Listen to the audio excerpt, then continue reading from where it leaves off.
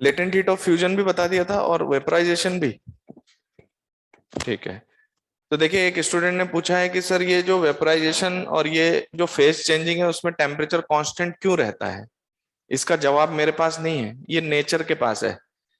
Nature जो designed है उसमें ऑब्जर्व हुआ है कि जब फेज चेंजिंग होता है तो उसके टेम्परेचर में कोई चेंज नहीं होता है, तो फेज चेंजिंग के टाइम पे उसमें कोई टेम्परेचर वेरिएशन नहीं होगा। समझ में आई बात।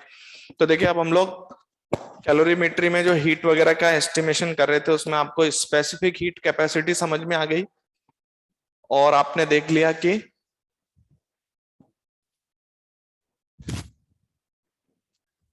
लेटेंट हीट कैपेसिटी क्या होती है। तो स्पेसिफिक हीट कैपेसिटी की बात कब करनी है। स्पेसिफिक हीट कैपेसिटी की बात आपको करनी है जब टेम्परेचर चेंजेस हो और जहां पर फेज चेंजिंग होगा वहां पर लेटेंट हीट कैपेसिटी के अकॉर्डिंग हम चलेंगे। ठीक है, तो मैंने आपको आइस का और स्टीम का बता दिया था कि कितना कितना होता है। तो जैसे आइस जब क्या कहते हैं मेल्ट होगी तो 80 कैलोरीज पर ग्राम चाहिए, और जब 100 डिग्री का वाटर बॉईल होने के बाद स्टीम में कन्वर्ट होगा तो उसको 540 कैलोरी पर ग्राम रिक्वायर्ड होगा फॉर दी वेपराइजेशन। ठीक है, तो अब हम लोग डिस्कशन करेंगे that is phase transformation curve.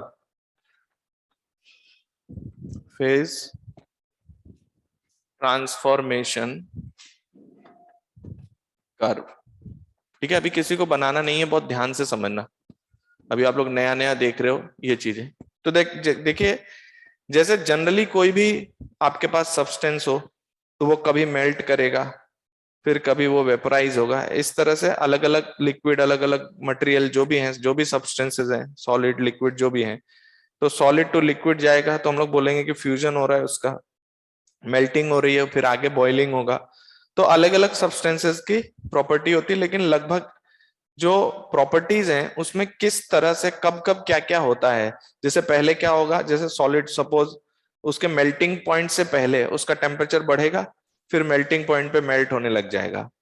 उसके बाद फिर क्या होगा कि जब पूरा मेल्ट हो जाएगा तो उसका टेम्परेचर बढ़ेगा, फिर वो उस कंडीशन पे जाएगा जब वो वेपराइज हो रहा होगा। तो यहाँ पर हम लोग वाटर को एज एन एग्जाम्पल लेके इस ग्राफ को ड्रॉ करेंगे। तो मेरे पास सपोज m ग्राम वाटर है। ठीक है, तो हम स्टार्ट यहां से कर रहे हैं, तो हम स्टार्ट कर रहे हैं आइस लेकर। हमने m ग्राम आइस ले लिया एट -20 डिग्री सेंटीग्रेड। अब हम इसको हीट देते जाएंगे और उस हीट के कंसर्न हमारा जो ये सब्सटेंस है ये पहले अपना टेम्परेचर चेंजिंग शो करेगा, फिर कहीं फेज चेंजिंग शो करेगा। तो उस फेज ट्रांसफॉर्मेशन कर्व को हम लोग ड्रॉ करते हैं। तो देखिए जो फेज ट्रांसफॉर्मेशन कर्व है उसमें हमारे पास दो एक्सिस हैं। तो मैं एक्स एक्सिस पर हीट अमाउंट लिख रहा हूं। ओके, हीट को मैंने सिंबल दे दिया कुछ डेल्टा क्यू, या आप क्यू भी लिख सकते हैं। तो मैं हीट एक्स एक्सिस पे ले रहा हूं और वाई एक्सिस पे मेरा टेम्परेचर रिप्रेजेंट कर रहा है। ओके, तो अब हम लोग शुरू करते हैं इस ग्राफ को ट्रेस करना। तो अभी आपके पास स्टार्टिंग में कौन है, m gram of ice eight -20 degree centigrade. तो यहां से शुरू कर रहे हैं। तो जैसे सपोज ये यहां पर है, दिस इज द टेम्परेचर, ये 0 डिग्री सेंटीग्रेड रिप्रेजेंट कर रहा है। तो ये आपका -20 डिग्री सेंटीग्रेड पर आपका आइस है। तो अब मुझे बताइए कि इधर हीट है इधर टेम्परेचर है। अगर मैं एग्जैक्ट बात करूं तो मेरा जो आइस वाली कंडीशन है वो है आपके पास m ग्राम ऑफ आइस और टेम्परेचर है -20 डिग्री सेंटीग्रेड। तो बताइए अभी अगर मैं हीट दूंगा तो मेरा m ग्राम अपना टेम्परेचर राइज करेगा। तो जितना जितना हीट देते जाओगे वैसे वैसे इसका टेम्परेचर बढ़ता जाएगा। मैंने आपको बताया इसका x फिक्स रहता है, तो इसलिए मैं यहाँ पर ms delta T direct use कर सकता हूँ। तो देखिए यहाँ पर आपने कुछ डेल्टा क्यू हीट दिया, इनिशियली कुछ भी हीट नहीं है, अब शुरू हो रहा है हीट देना। तो -20 डिग्री पे आपने डेल्टा क्यू हीट दिया, वो किसके बराबर होगा पता है, ms डेल्टा टी। और s किसका होगा, आइस का। तो m into S ice delta T. अभी लिखो मत, सब जने समझो यहाँ पे। तो मैं इसका फंक्शन बना रहा हूं डेल्टा क्यू और इसमें। तो देखिए delta Q that is equals to m s. ठीक है, m मैंने दिया हुआ है, एस आइस आपको पता है, आप रख सकते हैं इसकी वैल्यू रखना चाहें। इधर क्या लिखेंगे, this is the final temperature of ice minus of -20. -20 it's initial temperature. Okay, लेकिन ये फंक्शन कब तक वैलिड रहेगा? ये फंक्शन तब तक वैलिड रहेगा जब तक आइस अपना टेम्परेचर बढ़ा रहा है, क्योंकि उसके बाद जब आप फर्दर हीट देंगे तो यहां पर इसकी मेल्टिंग स्टार्ट हो जाएगी. तो ये वैलिड कब तक है? जब तक हम 0 डिग्री तक अचीव नहीं कर लेते. तो -20 डिग्री से मैं 0 डिग्री तक इस ग्राफ को बनाऊंगा.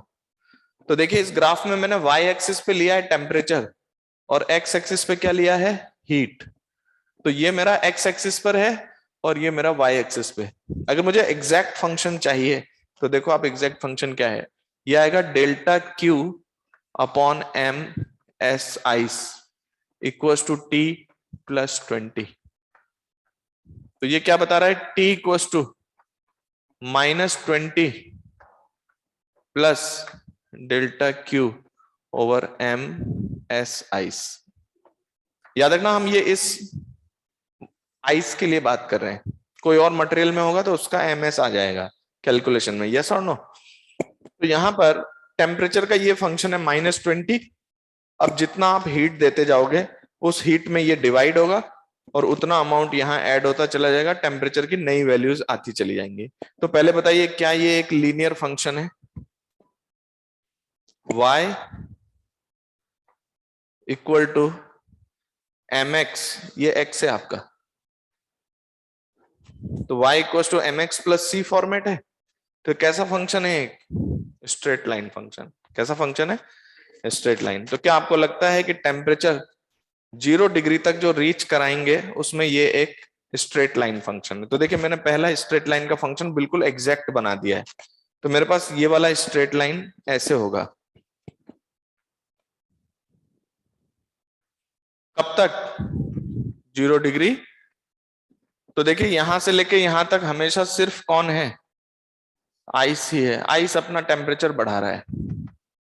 यस और नो? तो एक बात बताओ, अगर मुझे इस पॉइंट की सपोज मार्किंग करनी हो, इसकी मार्किंग करनी हो कि कितना हीट दे दिया, तो ये कौन सा पॉइंट है जब इसका टेम्परेचर कितना हो गया? 0. तो ये डेल्टा क्यू की वैल्यू कितनी हो जाएगी? देखिए इसको 0 रख दो, तो हम इसको 0 रख देते हैं. तो 0 रखने पे डेल्टा क्यू की वैल्यू जो आएगी उतना डेल्टा क्यू आपने इसको यहां पर प्रोवाइड कर दिया है. यस और नो? और ये डेल्टा क्यू यहां पर आ चुका है. ठीक है, तो पहला पार्ट कंप्लीट होता है. आपका स्ट्रेट लाइन का फंक्शन था. तो मुझे बताइए इस स्ट्रेट लाइन का अगर कोई मुझसे पूछे स्लोप क्या रिप्रेजेंट कर रहा है, तो देखिए ये एंगल θ1 है. क्या आपको लगता है इसका स्लोप जो है tan θ1 that is 1 upon of m into s ice? क्या कहते हो?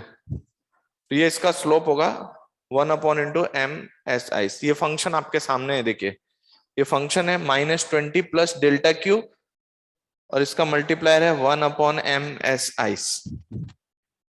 तो ये इसका स्लोप बता रहा है 1 अपॉन m s आइस इसका स्लोप है.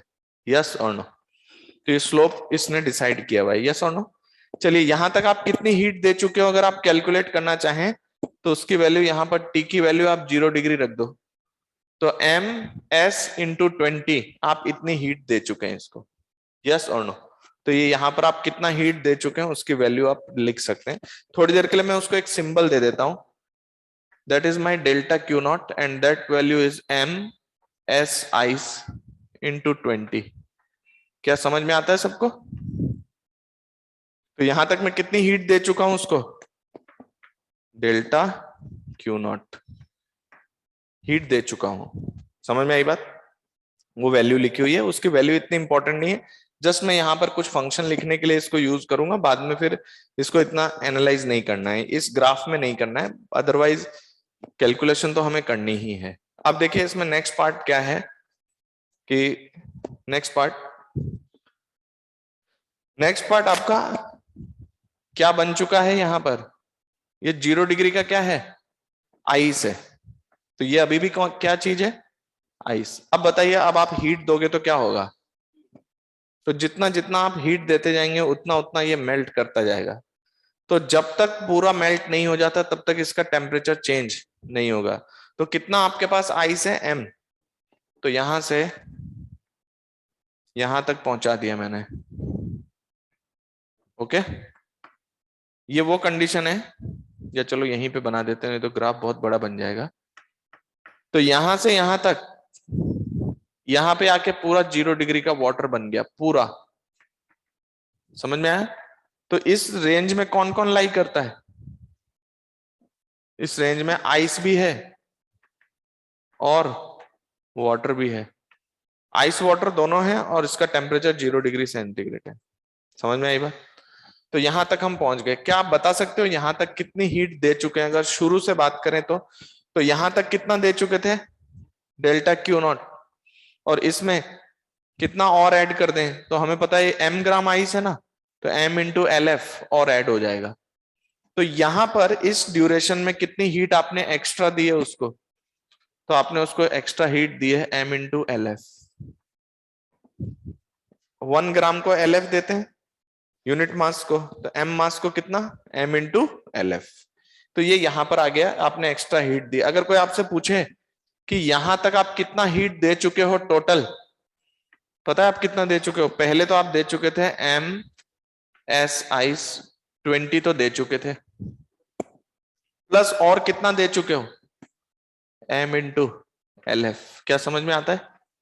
यहां तक, शुरू से लेके यहां तक आप इतनी हीट दे चुके हैं।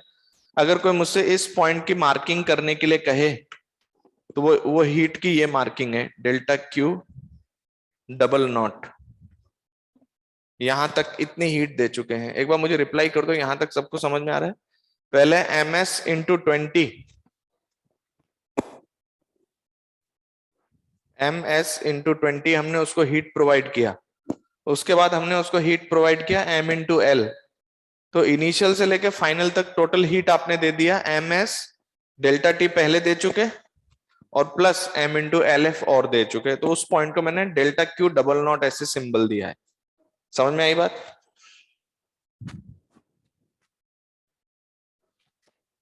ओके, अब देखिए ये जो पूछ रहे हैं ना कि सर ये कैसे आया 1/m/s आइस, इधर देखो एक बार इसको समझ लो, ये इंपॉर्टेंट चीज है।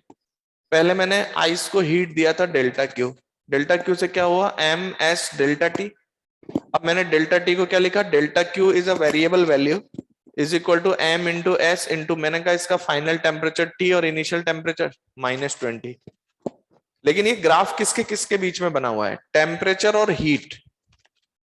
तो टेम्परेचर वाई एक्सिस पे है और हीट एक्स एक्सिस पे, तो मैंने इसको चेंज कर लिया। तो मैंने ऐसे किया, delta Q upon M S ice equal to T plus 20। तो your T equal to -20 plus this. तो आपको दिख रहा है ये एक्स एक्सिस की क्वांटिटी है और ये वाई एक्सिस की क्वांटिटी है, और y equal to M X plus C. तो इसका स्लोप कितना हुआ? 1/m into S ice. तो this is the slope of this part. Yes और नो? क्योंकि हमने y एक्सिस पे टेम्परेचर लिया और x एक्सिस पे। समझ में आ रहा है? तो ये आइस वाटर में हमने tan थीटा लिखा है ना, this denotes the slope of this curve. तो यहां तक सबको समझ में आता है। अब यहां से शुरुआत करते हैं, इधर देखो, यहां से शुरुआत करते हैं। अब आपका क्या बन चुका है? यहां पर you have m gram of water at 0 degree centigrade. तो अब आप इसको जितना एक्स्ट्रा देंगे उतना एक्स्ट्रा हीट आएगा। यस और नो? तो कितना एक्स्ट्रा हीट दे रहे हैं बताइए? सपोज आपने इसको एक्स्ट्रा हीट दिया, इधर लिखते हैं इस तरफ, इसको मैंने एक्स्ट्रा हीट दिया m ग्राम ऑफ वाटर को। कितना हीट दिया? Delta Q. तो क्या वो m into S W into delta T करेगा? बताइए। एक्स्ट्रा हीट दे रहे हैं, वो m s W delta T, लेकिन ये एक्स्ट्रा अमाउंट ऑफ हीट है। ध्यान से समझना, इसको एक्स्ट्रा बोल रहा हूं मैं। तो मेरा एक्स्ट्रा अमाउंट जो होगा delta Q, that is equal to m s डब्ल्यू टी -0, है ना? तो एक बात बताइए, अगर मैं यहां पर t को देखना चाहूं तो मेरा डेल्टा क्यू के साथ क्या रिलेशन आएगा? t equal to delta Q by upon M s डब्ल्यू। हालांकि मुझे यहाँ बहुत एग्जैक्ट बात करना है, इसलिए मैं एग्जैक्ट ही आपको समझाऊंगा। कितने लोगों को ये बात समझ में आ रहा है कि ये जो फंक्शन बना हुआ है उसमें डेल्टा क्यू की कुछ इनिशियल वैल्यू तो ऑलरेडी जा चुकी है? तो this is what extra value है ना। तो मैं इसको थोड़ी देर के लिए डेल्टा क्यू डैश बोल देता हूं, एक्स्ट्रा वैल्यू। ये एक्स्ट्रा वैल्यू कहां से कहां तक है, यहां से किसी टी टेम्परेचर को अक्वायर करने के लिए कितनी एक्स्ट्रा वैल्यू दी। तो अगर हम इनिशियल से इसको कंपेयर करना चाहें तो ये वैल्यू पता है कितनी है, यहां तक कितना दे चुके हो, डेल्टा क्यू डबल नॉट यहां तक दे चुके हो। तो जो आपने एक्स्ट्रा दिया उससे आपका डेल्टा क्यू कितना बनेगा, your delta Q would be,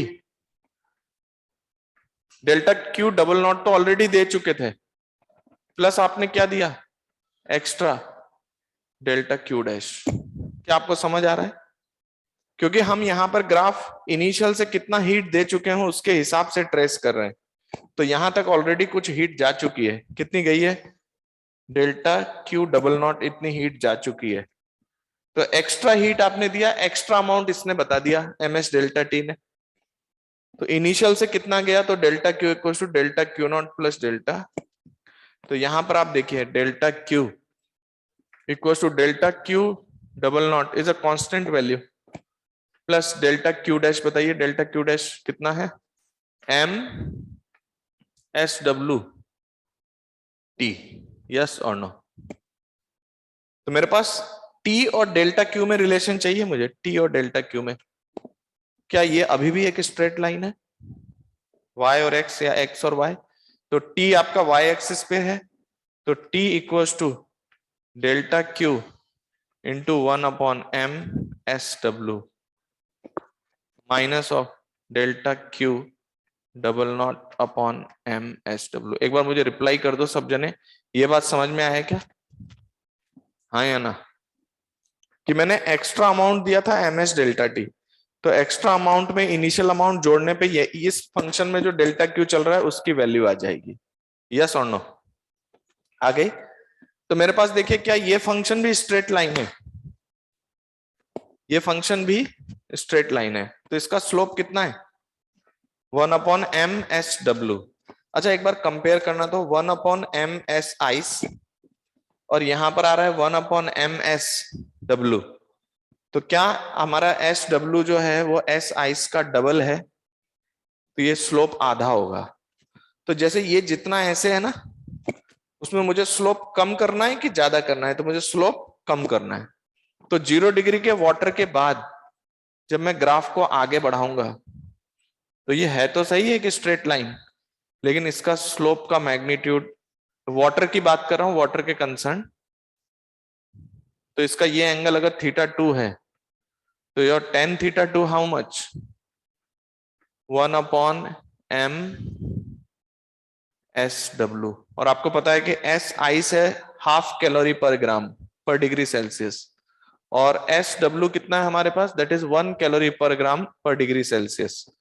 तो इसका मतलब ये स्लोप थोड़ा नीचे हो गया है। तो आप देख सकते हो θ1 मेरा ज्यादा होना चाहिए, θ2 कम होना चाहिए।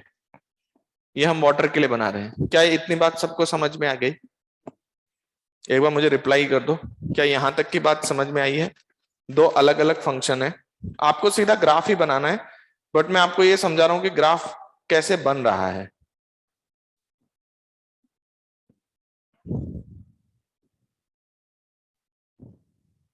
अब देखिए स्टूडेंट्स, एज अ टीचर, इधर देखो, एज अ टीचर मेरे को पूरा डिटेल बताना होता है, अदरवाइज इसका स्लोप देखना तो बहुत इजी था। आप सिर्फ सिंपल बोल सकते हो sir delta Q m S delta T होगा, तो इधर टी वाले के पार्ट से एम एस को उठा के नीचे ले जाएंगे तो स्लोप आ जाएगा, हाँ या ना, यही करना था सिंपली। लेकिन मैंने जब एग्जैक्ट आपको फंक्शन बताना है ना, तो मैंने यहां से क्यों नहीं बोला डायरेक्ट, देखो तो, क्योंकि ये एक्स्ट्रा अमाउंट है, ये एक्स्ट्रा अमाउंट है। तो अगर टी और डेल्टा क्यू में ये फंक्शन बोलूंगा तो ये ओरिजिन से जाता हुआ दिखेगा आपको, जबकि ये ओरिजिन से पास करने वाला स्ट्रेट लाइन नहीं है, ये स्ट्रेट लाइन तो यहां पर बनना है। इसलिए मैंने आपको समझाया कि यहां से आपने एक्स्ट्रा अमाउंट जो दिया है, ये फॉर्मूला एक्स्ट्रा अमाउंट बताएगा, और इनिशियली कितना अमाउंट आप दे चुके हो उसमें एक्स्ट्रा अमाउंट जोड़ने के बाद सही फंक्शन इसका और इसके बीच में बनाया जा रहा है, ना कि एक्स्ट्रा अमाउंट और इसके बीच में, यस और नो। तो इसका स्लोप गिर गया। अब बताइए यहां पर कौन है, यहां कौन है, यहां तक आप कुछ हीट दे चुके हो, यहां तक आप कुछ हीट दे चुके हो, और यहां पर आपके पास कौन मौजूद है, 100 डिग्री का वाटर। ऐसा कब तक चलेगा, जब तक 100 डिग्री सेल्सियस अचीव नहीं हो जाता। यस और नो? तो बताइए यहां तक कितनी हीट दे चुके थे, यहां तक MSI20 प्लस MLF दे चुके थे यहां तक। क्या मैं कह सकता हूं आगे MSW इंटू 100 और दे दिया हमने, MSW इंटू 100, क्योंकि 100 और 0, तो यहां से यहां तक कितनी हीट और दे चुके हैं, MSW इंटू 100 और हीट दे चुके हैं। अगर कोई आपसे इस पॉइंट की मार्किंग करने के लिए कहे तो यहां पर कितना हीट दे चुके हैं, इतना, इसमें और एड ऑन कितना हो जाएगा, MSW इंटू 100 और ऐड हो जाएगा। तो यहां तक टोटल हीट, अगर कोई आपसे पूछे कितना दिया, अगर मैं उसको as a symbol delta Q triple naught दे देता हूं, तो दैट इज व्हाट,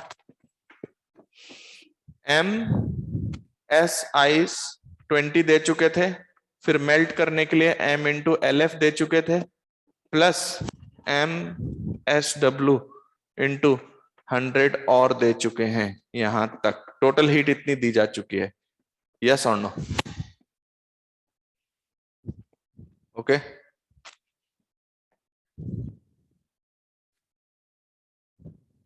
ओके, ठीक है। अब इसके बाद हम क्या करेंगे, अब हम इसको और हीट देंगे तो ये वेपराइज होगा।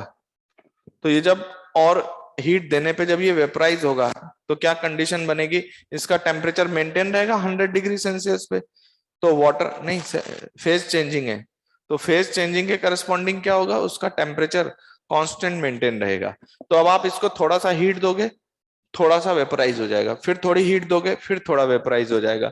तो ये वेपराइज होते होते होते होते ये यहां पे जाके पूरा का पूरा 100 डिग्री सेल्सियस का क्या बन जाएगा, स्टीम। तो इन बिटवीन कौन कौन है, यहां से यहां तक वाटर भी एग्जिस्ट करता है और स्टीम भी एग्जिस्ट करता है। यस और नो? अच्छा, अब यहाँ पे एक चीज नोटिस करो आप, मैंने इस लेंथ को थोड़ा कम बनाया है, इस लेंथ को थोड़ा ज्यादा बनाया है। इस लेंथ को क्या बनाया है मैंने, कम, इस लेंथ को मैं ज्यादा बना रहा हूं, क्योंकि मुझे पता है कि यहां पर मुझे कितना एक्स्ट्रा अमाउंट देना है, यहां से यहां तक वो देना है M इंटू LV, और यहां मुझे कितना देना है, यहां मुझे देना था M इंटू LF, और मुझे पता है कि वाटर के लिए LF कम है और LV ज्यादा है। तो यहां पर ज्यादा अमाउंट ऑफ हीट है तो इसकी लेंथ ज्यादा है, और यहां पर कम अमाउंट ऑफ हीट है इसलिए इसकी लेंथ कम है। यस और नो? क्लियर? अच्छा, इसके बाद कौन आ चुका है, 100 डिग्री सेंटीग्रेड का कौन आ गया, स्टीम आ गया। अब मैं ना आगे बहुत ज्यादा एग्जैक्ट फंक्शन नहीं निकालूंगा, सिर्फ इतना बोलूंगा कि यहां से अगर मैं एक्स्ट्रा हीट देता हूं तो एक्स्ट्रा हीट का फॉर्मूला क्या होगा, MS डेल्टा टी, और delta T will be T minus 100।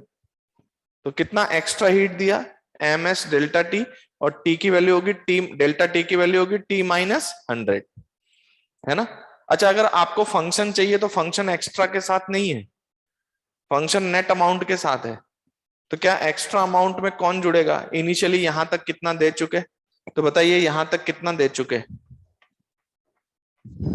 यहां तक कितना दे चुके, यहां तक ही ये दे चुके थे, प्लस इसमें और ऐड हो जाएंगे कितना, M इंटू LF।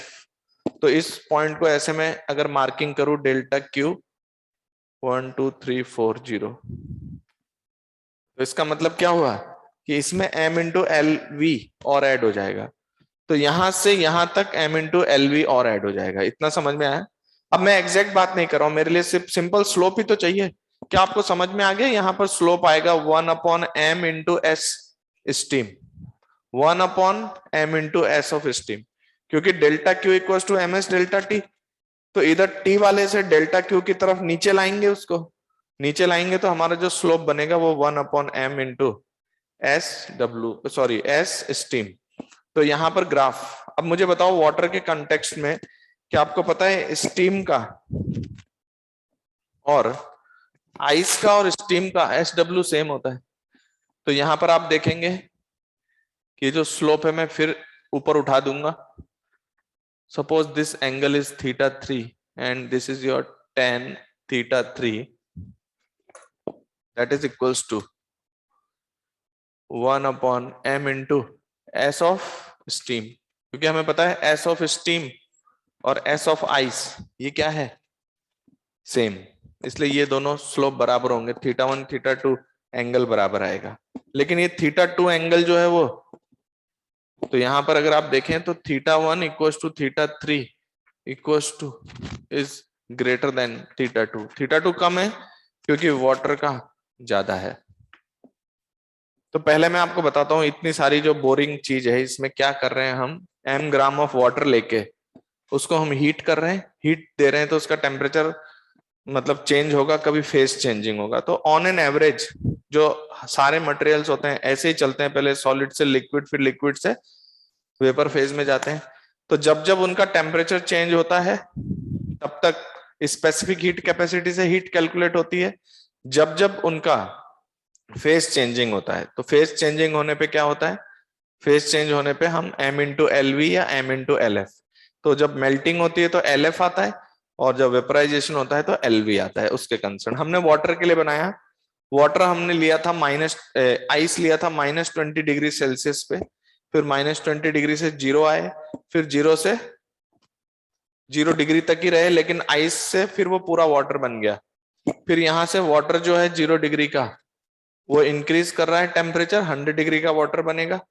फिर वाटर स्टीम में कन्वर्ट होगा तो थोड़ा थोड़ा कन्वर्ट होता रहेगा. फिर यहाँ पर पूरा कन्वर्ट हो गया, तो यहाँ 100 डिग्री सेंटीग्रेड का स्टीम आ गया, और उसके बाद आगे ही अपना टेम्परेचर राइज कर रहा है. तो देखिए इस ग्राफ में दो सेक्शंस, तीन सेक्शंस आपको दिखाई दे रहे हैं. ये तीन पार्ट तो कैसे हैं, स्ट्रेट लाइन वाले. तो जो स्ट्रेट लाइन वाला पार्ट है ना, ऐसे एंगल वाला जिनका कुछ स्लोप है, तो वो रीजन है जहां पर टेम्परेचर चेंज हो रहा है. और ऊपर आपका टेम्परेचर है और इधर कौन है, हीट.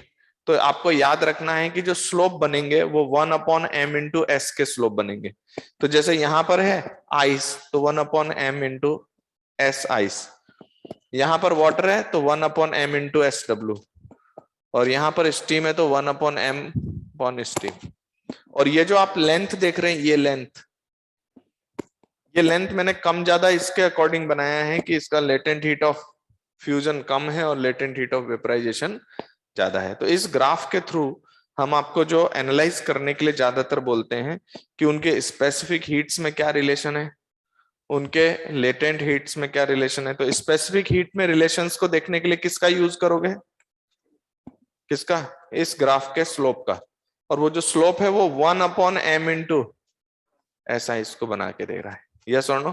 और कंसर्न ये जो इनकी लेंथ है, ये लेंथ कंपेयर करने से हमें पता चल जाता है कि लेटेंट हीट ऑफ फ्यूजन और लेटेंट हीट ऑफ वेपराइजेशन में क्या रिलेशन है. यस और नो. अगर हम एक पर्टिकुलर स्केल में बना रहे हैं, तो अगर मैं ये इसको x लेंथ का बना रहा हूं और इसको 3x, तो यानी इसके रेस्पेक्ट में ये कितना ज्यादा है, 3 टाइम्स ज्यादा है. ओके. तो जनरली जितने भी सब्सटेंस हैं उन सब में सॉलिड से लिक्विड, लिक्विड से वेपर में इस तरीके के स्टेजेस आती हैं. वो बात अलग है कि सबका अपना अपना अलग टेम्परेचर होता है. तो ये जो टेम्परेचर प्रॉपर बनाया गया है ये m ग्राम ऑफ वाटर के कंसर्न है. तो वाटर 0 डिग्री सेल्सियस पे मेल्ट करेगा आइस, और 100 डिग्री सेल्सियस पे वाटर बॉईल होने के बाद वो वेपराइज करेगा. बात समझ गए. तो पहले एक बार इस ग्राफ को बनाइए. इसमें जो मैंने एग्जैक्ट फंक्शन बनाया है, तो θ1 और θ3 सेम है, θ2 उनसे छोटा है. ठीक है. इस ग्राफ में स्लोप याद रख लोगे, लेकिन याद रखना y एक्सिस पे कौन है और x एक्सिस पे हीट. ठीक है. इसको नोट करिए. अभी आप ये फंक्शन नहीं भी नोट करेंगे तो भी चलेगा, बट एटलीस्ट इसको और उसको जो उधर दोनों साइड लिखे हैं उनको नोट कर लेना. तो पहले आप ग्राफ बना लो. हाँ ठीक है, ठीक है. पहले ग्राफ और ये राइट वाला, ये दोनों, उसके बाद फिर लेफ्ट वाला फंक्शन आप नोट कर लेना अलग से.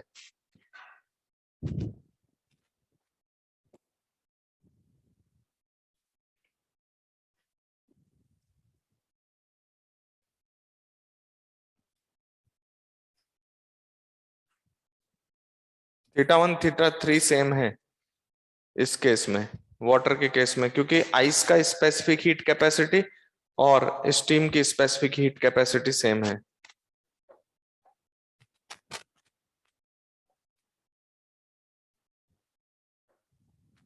हाँ, जो एंगल है स्लोप वो 1/m × s है। ठीक है।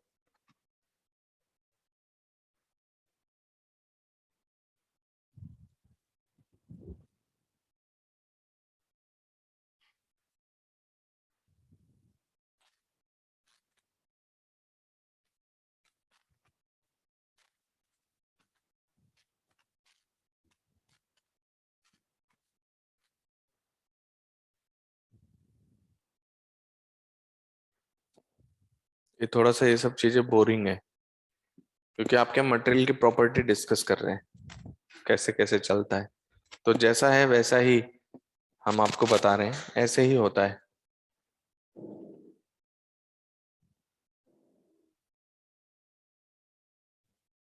बिल्कुल बिल्कुल। SW जो है वो SI से बड़ा है, इसलिए हमारा वाटर वाले सिस्टम पर जो θ2 एंगल है वो छोटा आ रहा है।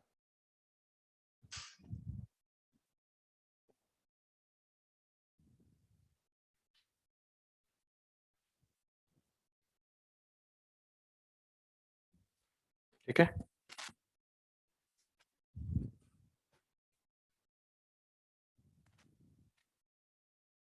हीट इजी है, इसमें मैकेनिक्स की तरह बहुत ज्यादा घुमाव फिराव नहीं है, बहुत आराम से क्वेश्चन सॉल्व होते हैं। बस आपको पता है कब कौन सा फॉर्मूला लगाना है बस।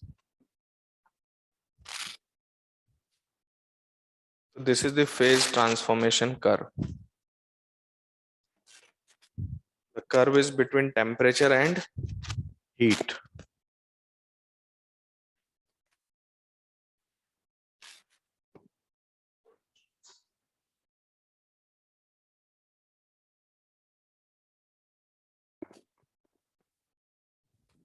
इन पे क्वेश्चन आते हैं काफी, है ना।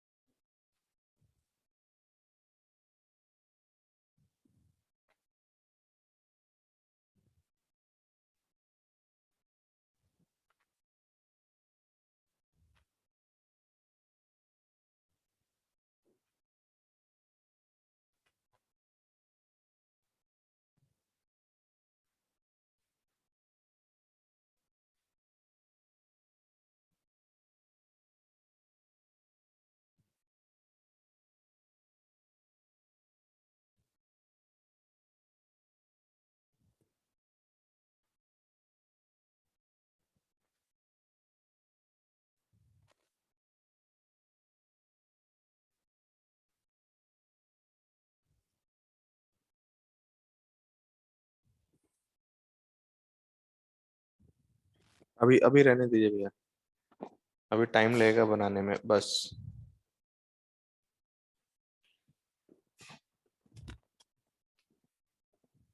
अभी तो कुछ लोग एक दो लाइन ही बना पाए होंगे।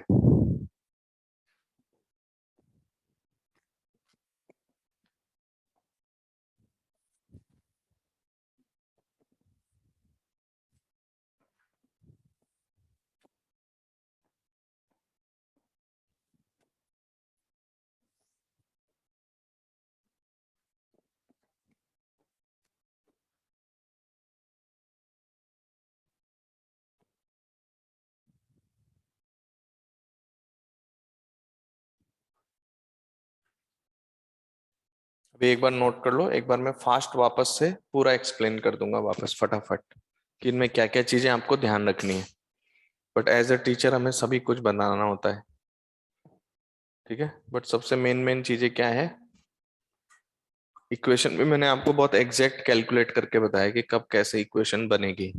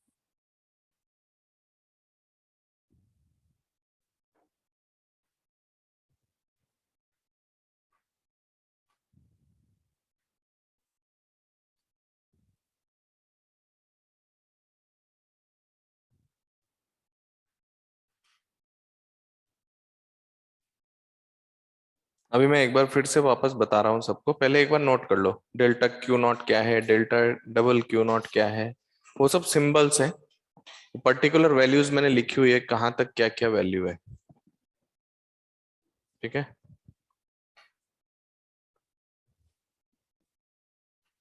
निशांत वाटर इक्विवेलेंट अभी आएगा, बाद में बताएंगे आपको, ठीक है। अभी टॉपिक आने दो, अभी जो पढ़ रहे हैं उस पर बात करते हैं।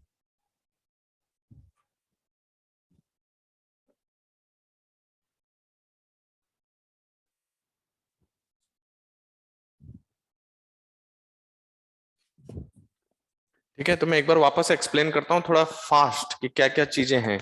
सबसे पहले कौन था आपके पास, -20 डिग्री सेंटीग्रेड पे आइस था। अब मुझे बताओ यह हीट लेगा, आप ऐसे समझना यहाँ पे आइस रखा हुआ है और अब आप हीट दे रहे हो उसको। तो हीट दे रहे हो तो पहले आइस का टेम्परेचर बढ़ रहा है, बढ़ रहा है, बढ़ रहा है। तो यहां तक कितनी हीट दे चुके, MS delta T, MS delta T। तो इसका फाइनल टेम्परेचर है 0, इनिशियल टेम्परेचर है -20, तो चेंज इन टेम्परेचर हुआ 20 डिग्री सेंटीग्रेड का। तो M और S, आइस का S कितना है, S आइस, और कितना चेंज इन टेम्परेचर है 20। तो अभी तक कितनी हीट दे चुके हैं डेल्टा क्यू नॉट की अगर हम बात करें तो M × S आइस × 20। अभी इसको मत देखो, सिर्फ इतनी हीट दे चुके हैं यहां तक। इसके बाद यहां से यहां पर फेज चेंजिंग होगा और आप फर्दर इसको हीट देते जा रहे हैं, थोड़ा थोड़ा मेल्ट करते जा रहा है, यहां पर पूरा मेल्ट हो गया। तो यहां से यहां तक, अब एक बात तो, एक्स्ट्रा का मतलब क्या है, यहां तक तो आप आ ही चुके हो, इसके बाद और कितनी हीट दे रहे हो उसको मैंने एक्स्ट्रा शब्द बोला है। क्या बोला है, तो यहां से आपने एक्स्ट्रा कितना दिया है, M × LF, लेकिन टोटल कितना दे चुके हो, तो इनिशियल से लेके यहां तक कितना दे चुके हो, तो यहां से यहां तक दे चुके हो MS 20, और इतना और दे चुके हो M × LF। कहां तक पहुंच गए, 0 डिग्री सेंटीग्रेड पे आपका ये वाटर आ चुका है। अब आप थोड़े से भी हीट दोगे तो टेम्परेचर बढ़ेगा, तो आपका देखिए टेम्परेचर बढ़ता जा रहा है। ओके, तो बताइए यहां तक कौन आ गया, 100 डिग्री का वाटर आ गया। तो मुझे बताओ यहां से एक्स्ट्रा कितना दिया, तो MS delta T extra, MS delta T, delta T मतलब यहां से कितना टेम्परेचर चेंज कर रहे हो। लेकिन यहां तक ऑलरेडी हम कुछ हीट दे चुके हैं, तो यहां तक हम कितनी हीट दे चुके हैं, MS 20 प्लस MLF प्लस ये इतनी सी हीट कहां दी आपने, इतनी हीट इस रेंज में दी है, this is the extra amount. और इस अमाउंट में इनिशियल से दिखे तो ये लोकेट करना पड़ेगा, समझ में आई बात। इसके बाद फिर इसमें फेज चेंजिंग हो रहा है, फिर आप कुछ अमाउंट ऐड कर रहे हैं, वो एक्स्ट्रा अमाउंट है M × LV, प्लस आगे जाएंगे तो MS डेल्टा T। तो आप इस तरह से हीट एड ऑन करते रहेंगे, समझ में आई बात। अब इनमें जो याद रखना है वो ये याद रखना है कि ये जो स्लोप है, टेम्परेचर वर्सेस हीट कर्व का, अगर हम स्लोप की बात करें तो किसके इक्वल है, 1 मतलब 1/M × S। जिस रीजन में बात करोगे, आइस में बात करोगे, वाटर में बात करोगे, स्टीम में बात करोगे, उसका S आएगा। और जहां हम लोग हॉरिजॉन्टल लाइंस बना रहे हैं वो लेटेंट पार्ट है, जहां पर फेज चेंजिंग हो रहा है, और फेज चेंजिंग में उसकी लेंथ को देखकर आप कंपेयर कर सकते हैं कि लेंथ ज्यादा है या कम है उसके कंसर्न। समझ में आया।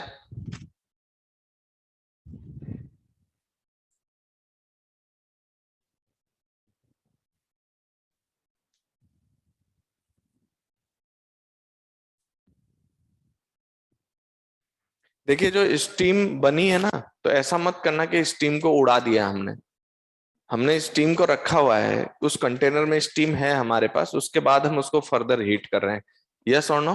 तो कोई ऐसा मत करना कि स्टीम को उड़ा दिया, स्टीम है हमारे पास।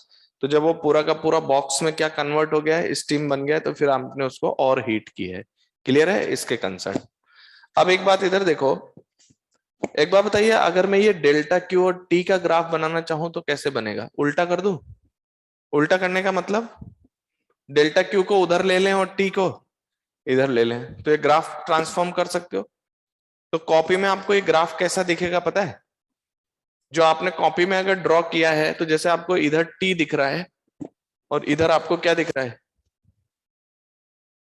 तो जिस पेज पे बनाया है ना उस पेज को पीछे से देखो, और इस तरह से देखो कि आपको डेल्टा क्यू है ना ऐसे दिखाई दे, यूं ग्राफ ऐसा दिखाई दे, डेल्टा क्यू ऐसे ऊपर की ओर दिखाई दे। पेज पलट के देखो सभी, जब आप पेज पलट के देखोगे तो आपको वाई एक्सिस पे कौन दिख जाएगा, डेल्टा क्यू। उस ग्राफ को ऐसे देखो कि वाई एक्सिस पे कौन दिखे, डेल्टा क्यू, और एक्स एक्सिस पे टेम्परेचर। तो वो जो आपको ग्राफ दिख रहा है वो किसके किसके बीच में ग्राफ हो गया, डेल्टा क्यू वर्सेस टेम्परेचर का ग्राफ दिख रहा है। अच्छा चलो, आपको ग्राफ पलटने की जरूरत नहीं है, सिर्फ इतना बता दो ये स्लोप अब कैसा दिखेगा, 1/m/s या उल्टा हो जाएगा, उल्टा हो जाएगा। That slope will be m/s। तो जो स्लोप्स आपको दिखाई देंगे वो m/s दिखाई देंगे, और ये जो लेटेंट वाले जो हॉरिजॉन्टल लाइंस है वो आपको वर्टिकल लाइंस दिखाई देने लग जाएंगी। समझ में आई बात? तो आप उसके कंसर्न उस ग्राफ को पूरा एनालाइज कर सकते हैं। तो याद रखना वाई एक्सिस पे टेम्परेचर है, नहीं दिखा, देखो कोई दिक्कत नहीं है, आप इसको पेज पलट के मत देखो। अगर आप मुझे इसको ग्राफ को वापस बनाने कहेंगे तो मैं वापस इसको बना सकता हूं। इसको इधर एक्स एक्सिस पे लेने की बजाय इसको हम वाई एक्सिस पे ले लें और इसको हम एक्स एक्सिस पे। अगर आप पेज पलट के देखोगे ना पीछे से, उसकी जो मार्किंग है, तो उसमें आपको डेल्टा क्यू वाई पे देखो और टी को एक्स पे देखो, तो आपको ग्राफ पूरा पूरा दिख जाएगा कि वो कैसा बन रहा है। दिखा क्या सबको? एक बार रिप्लाई करो मेरे को। अगर आप पेज पलट के देखो, आपको डेल्टा क्यू ऐसे दिखना चाहिए, पेज को घुमा लेना, डेल्टा क्यू ऐसे दिखना चाहिए और टी ऐसे दिखना चाहिए, घुमा लेना पेज को अपने अकॉर्डिंग, तो आपको किसका किसका ग्राफ दिख जाएगा।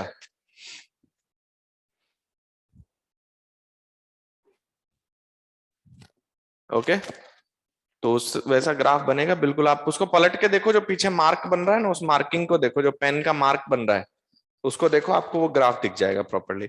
उसमें समझने वाली चीज क्या है कि वो जो आपका ग्राफ का स्लोप आएगा इस बार 1/m/s की बजाय m/s हो जाएगा, बस इतना सा चेंजेस है, बाकी ग्राफ आपको ट्रेस नहीं करना है। कंफर्म? चलिए, तो ये आपने ग्राफ देखा किसके किसके बीच में, टेम्परेचर वर्सेस हीट। तो आप कितनी हीट देते जा रहे हो और कैसे उसका टेम्परेचर चेंज हो रहा है, ये आपने ग्राफ देख लिया। अगर मैं इस ग्राफ को कुछ इस तरह से बनाना चाहूं, देखना इधर, अभी आप लोग पहली पहली बार पढ़ रहे हो तो थोड़ा समय लगता है चीजों को समझने में। जैसे मेरे पास कंडीशन क्या है, मैंने आपसे कहा कि मैं इस सिस्टम को ना कांस्टेंट रेट से हीट कर रहा हूं, कांस्टेंट रेट ऑफ हीटिंग। किस रेट से हीट कर रहे हैं हम, कांस्टेंट रेट से हीट कर रहे हैं। तो मान लीजिए वो आपका ना h is the rate of heat transfer है, रेट ऑफ हीट ट्रांसफर, ठीक है।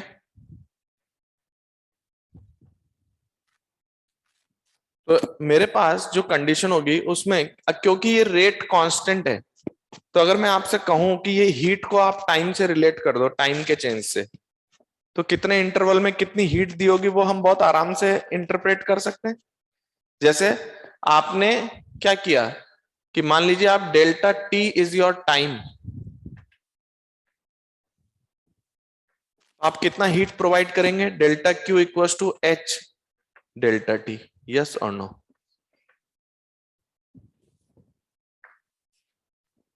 यस और नो? तो आपका अगर ये ग्राफ टाइम के साथ बनाना हो तो यहाँ एक्स एक्सिस पे हीट को हटा के किसको लगा दो, टाइम, टेम्परेचर नहीं, टाइम। तो कितने टाइम पे कौन बनता जा रहा है, तो क्या वो इसी तरीके का ग्राफ बनेगा? क्यों?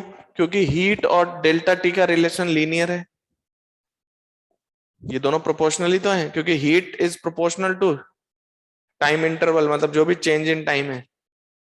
तो आपने t इक्वल टू 0 से जो भी हीट प्रोवाइड किया है, तो t इक्वल टू 0 से आप जो भी हीट प्रोवाइड कर रहे हैं, तो किसी डेल्टा टी टाइम में कितनी हीट दोगे, डेल्टा क्यू। तो डेल्टा क्यू जो है वो डेल्टा टी के प्रोपोर्शनल है।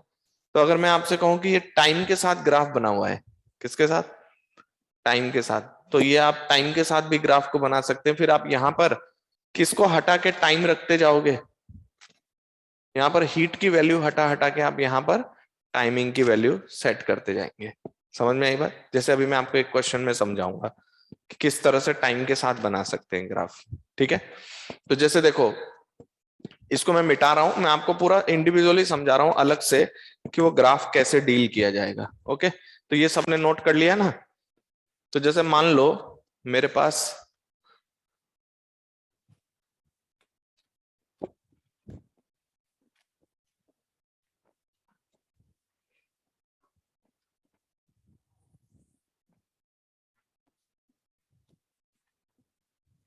सपोज मेरे पास फॉर एग्जाम्पल मेरे पास 10 ग्राम, ठीक है, 10 ग्राम आइस है एट -20 डिग्री सेंटीग्रेड। और मैंने आपसे कहा कि suppose rate of heat transfer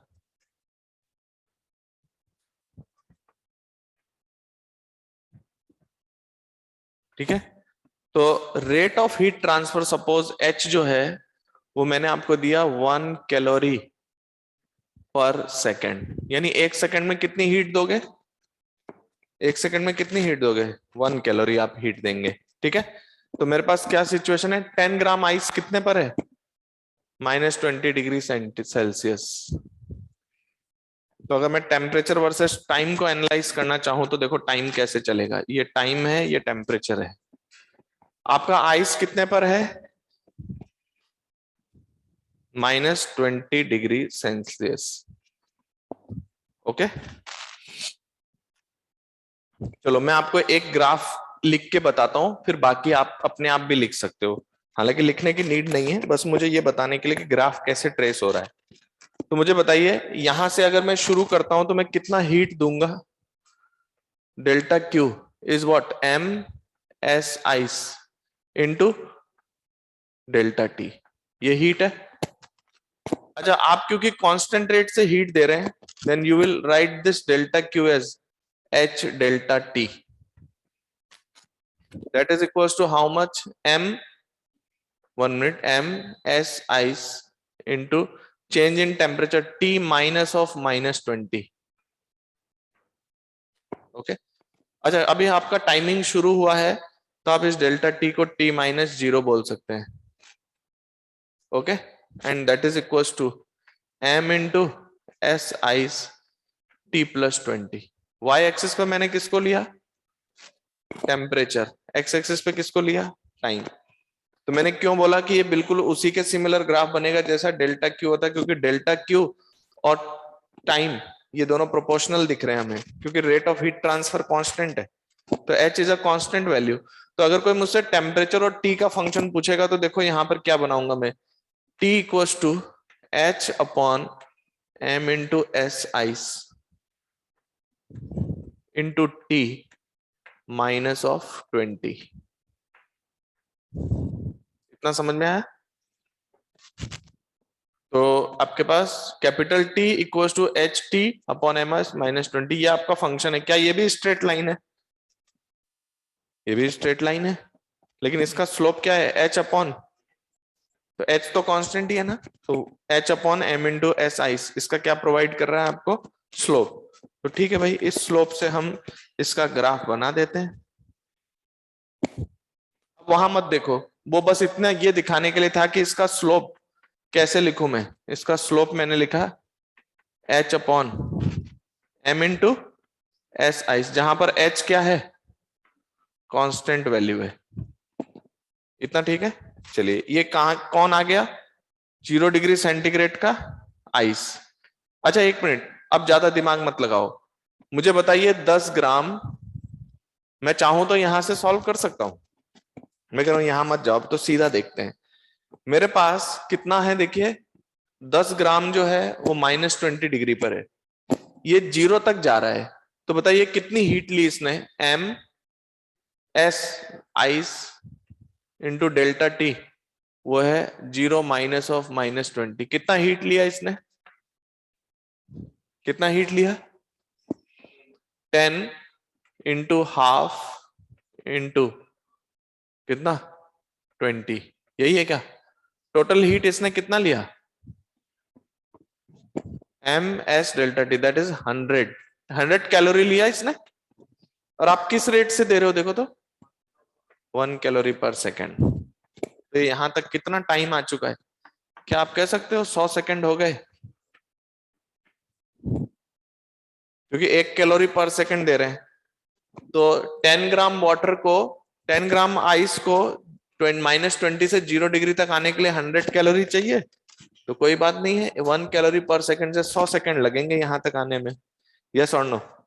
अच्छा, इसके बाद फिर इसका टेम्परेचर क्या रहेगा? कांस्टेंट। अब आप समझ गए होगे कि टेम्परेचर कांस्टेंट है तो ग्राफ ऐसा ही बनेगा, लेकिन कितनी देर तक रहेगा जरा बताओ तो। मैं बताता हूं। अब आपका कितना ग्राम है? 10 ग्राम है ना? 10 ग्राम। 10 ग्राम को पूरा पिघलने के लिए कितना चाहिए? 10 × 80, यानी 800 कैलोरी चाहिए इसको। और आप दे किस रेट से रहे हो? 1 कैलोरी पर सेकेंड। तो यहां से यहां तक क्या 800 सेकेंड और लगेंगे? क्योंकि 800 कैलोरी चाहिए। तो ये ग्राफ बिल्कुल उसके प्रोपोर्शनल वैसे ही बनता जाएगा। तो ये यहां से यहां तक आपको कितना दिया? 800 सेकेंड। तो अभी हम लोग ग्राफ को यहीं छोड़ते हैं। अभी आप नेक्स्ट क्लास में ना आप लोग अपने आप ट्राई करके आना कि आगे कितना कितना टाइम लगेगा, कब ये पूरा आइस बन जाएगा, कब ये पूरा, क्या कहते हैं, सॉरी, यहां से आगे कब ये पूरा आपका वाटर 100 डिग्री पे आ जाएगा, उसके बाद पूरा कब स्टीम बन जाएगा, फिर कितना। तो वो टाइमिंग आप कैलकुलेट करके लाना, ठीक है? उसके लिए फंक्शन मत बनाना, बस डायरेक्टली ms डेल्टा टी देखना और 1 कैलोरी पर सेकंड से हीट देते रहना। अभी मैं यहीं पे छोड़ रहा हूँ मेरे लिए क्वेश्चन, यहां से आगे नेक्स्ट क्लास में मैं आपको बताऊंगा, और नेक्स्ट क्लास से फिर आपको होमवर्क भी मिलेगा कैलोरीमेट्री का। ओके, देखिए स्टूडेंट कह रहे हैं सर 800 सेकंड फिर से बता दीजिए, एक बार देख लो तो। मुझे बताइए यहां से यहां तक कितना आपका है? 10 ग्राम। और आपको पता है इसका LF कितना होता है? 80 कैलोरीज पर ग्राम। तो टोटल कितनी हीट चाहिए? 800 कैलोरीज। और क्या रेट ऑफ हीट ट्रांसफर है? 1 कैलोरी पर सेकेंड। तो यहां पर कितना देते बताइए? 1 कैलोरी पर सेकेंड से 800 सेकेंड तक हीट देते रहते हैं, 800 कैलोरीज इसको मिल जाएंगी। फिर आगे तो यहां तक 100 सेकेंड हो गया, यहां तक 800 सेकेंड हो गया, तो ये टाइम कौन सा है? 900 सेकेंड पे। यस और नो? तो बाकी हम लोग नेक्स्ट क्लास में बात करते हैं। आप लोग आगे का ग्राफ में टाइमिंग कैलकुलेट करने की कोशिश करना, वो आपका होमवर्क है। Okay, thank you.